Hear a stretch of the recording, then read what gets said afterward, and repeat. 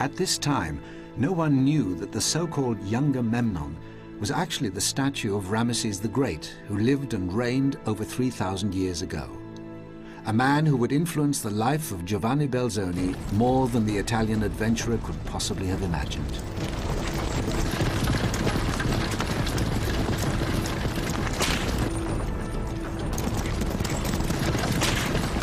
Like Belzoni, Ramses had the instincts of a showman.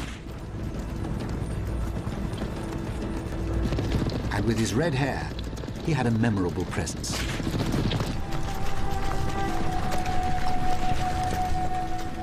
From the very moment of his father's death, Ramses made a dramatic impact on Egypt. He began by flouting tradition.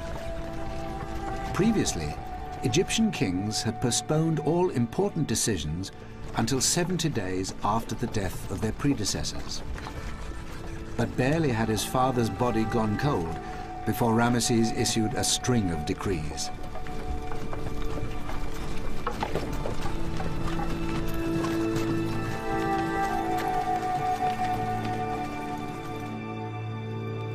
He now dreamt of becoming Egypt's most formidable warrior, the creator of a massive empire.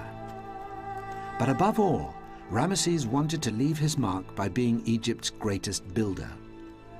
And it was to be through his temples, monuments, and statues that Giovanni Belzoni would discover him.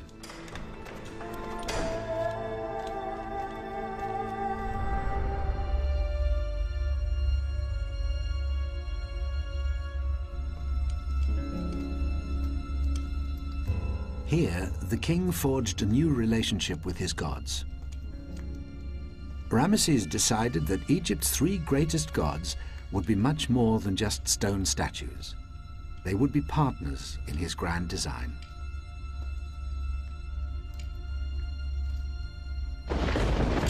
There was Ra, the sun god, sometimes shown as a falcon, creator of the world. From him, Ramses would claim the power of the sun. Ptah, god of the underworld, sometimes also seen as a bull or a mummy, Ramses' guide to eternity and the afterlife.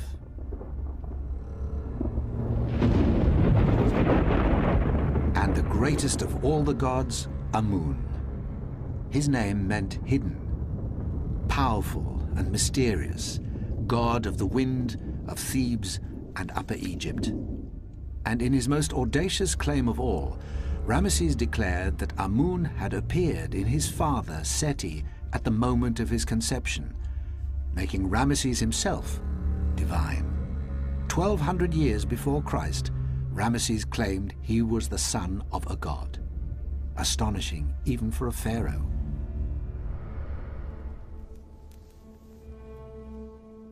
Ramses had received his first harem when he was just 15.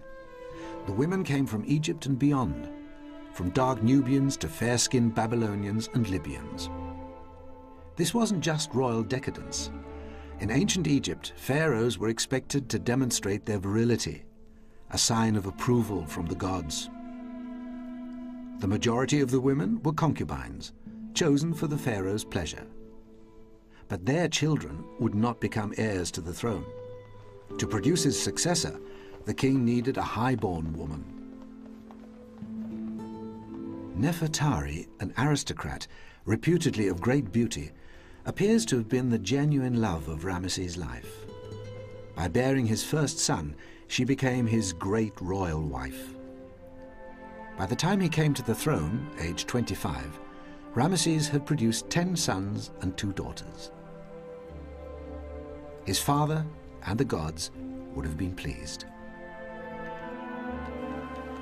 The pharaoh's responsibility for fertility went far beyond the royal family. It was his first task to please the gods and protect the harvest.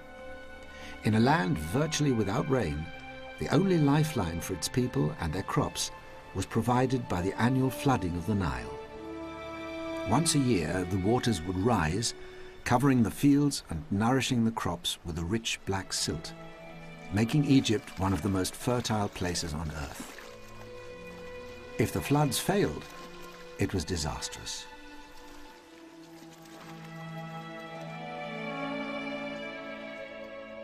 But the gods smiled on Ramses.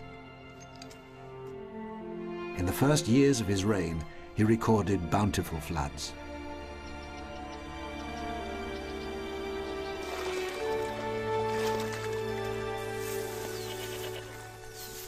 The silos were full, proof that Ramses was indeed Egypt's rightful and divine ruler. But what was a blessing for Ramses was to prove a curse for Belzoni.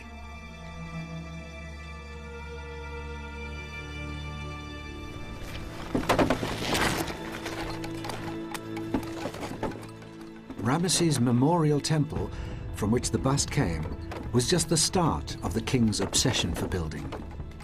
In the third year of his reign, Ramses embarked on the most ambitious construction program since the pyramids, 1,500 years before.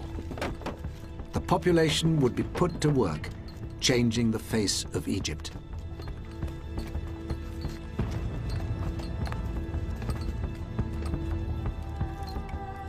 In Thebes, the great temples were to be transformed. Each would become a tribute to Ramses, a recognition of his divinity. Determined to immortalize himself in stone, Ramses decreed a change to the style in which it was cut. Previous pharaohs were notorious for chiseling over the words of those that had come before them, and the elegant raised reliefs were easy to recut. So Ramses insisted on a different style, where images were instead cut deep into the stone. They would show up more clearly in the strong Egyptian sun, and therefore underline his bond to the sun god Ra. But perhaps far more importantly for him, they were difficult to remove. No successor of Ramses would erase his name from history.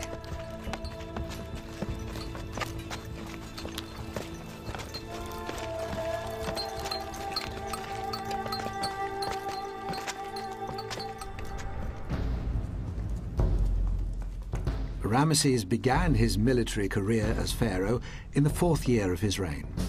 So confident was he of success that before he even set off, the young king named the operation the First Victorious Campaign.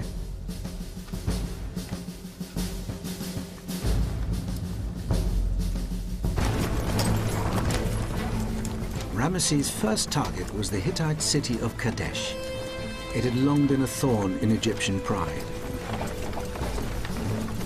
His father Seti, a great general, had already tried and failed to take it. Ramses swept aside all opposition on the way and positioned himself to attack Kadesh.